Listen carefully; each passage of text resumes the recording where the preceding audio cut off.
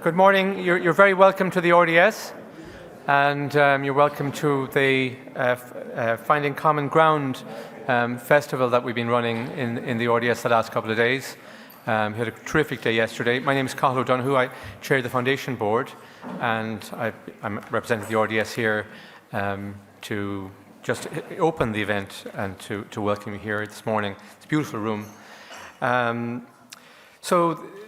The RDS has a long history in supporting agriculture and land use. Going back 300 years, we ran the spring show here from 1831 to 1992, and we have a very active Agriculture and Rural Affairs Committee who run events frequently, and we have a series of awards. Later on we'll have our sustainability awards. We had our forestry awards yesterday, and they've been running in various guises for decades.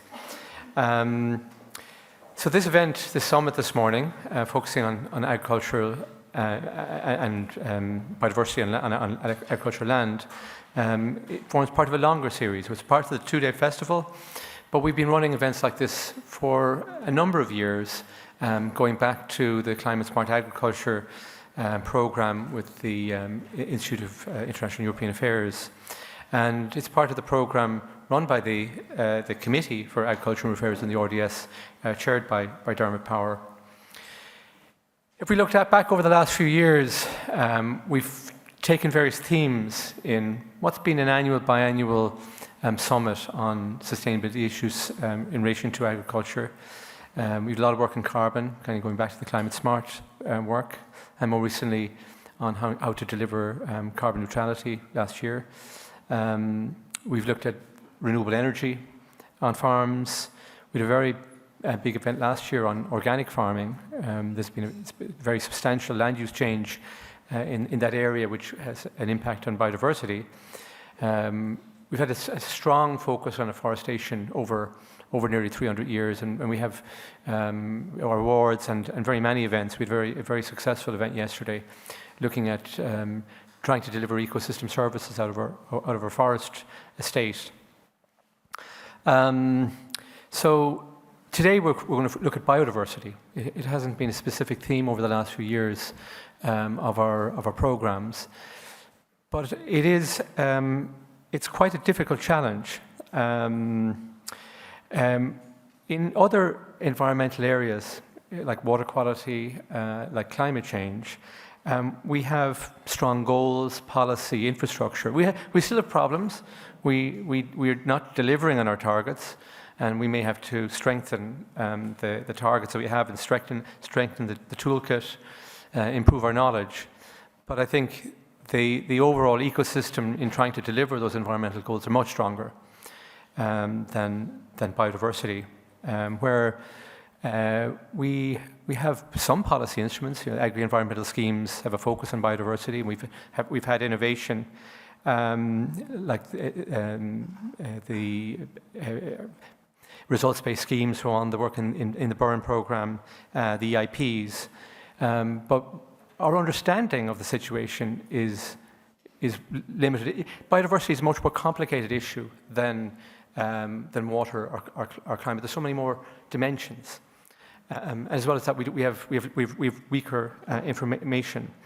So as a result, it's more challenging to set clear goals. It's more challenging to identify the solution set that will have impact, because we're starting with one hand behind our back, because we don't fully understand, like we maybe do it in a better degree in water quality, the situation on farmland. But we can learn from success stories like the Moran program, the IPs, and so on that I mentioned. So what we're trying to do here today is focus in on the topic, focus on the dimensions, not just to highlight the issues, but also to think about how we're going to get there, how we're going to improve the situation of biodiversity, because we know we have many challenges in relation to biodiversity on farms. These types of events, we've now kind of converged on a common structure for the events. We usually start with a series of targeted presentations to provide the context, and provide the evidence to support the discussion. And we're going to hear from 4 leading experts on biodiversity. in relation to farmland. We'll make a number of short presentations. So we'll hear from Professor Jane Stout, who's Vice President for Biodiversity and Climate Action from Trinity, Dr. James Moran, Senior Lecturer in Ecology at the Atlantic Technological University, Dr. Brendan Dunford, Co-founder and Director of the Burn Bio Trust, and Dissel Sheehy, Head of Operations Business for Biodiversity.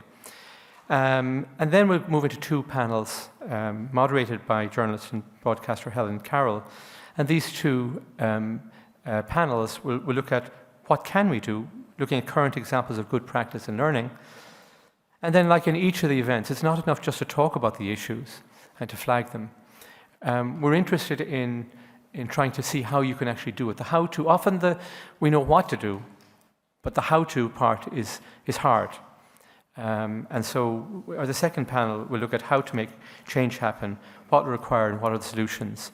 And given the expertise in the room, and it's great to see so many familiar faces, very welcome your participation, your engagement with the panel as we talk through the issues.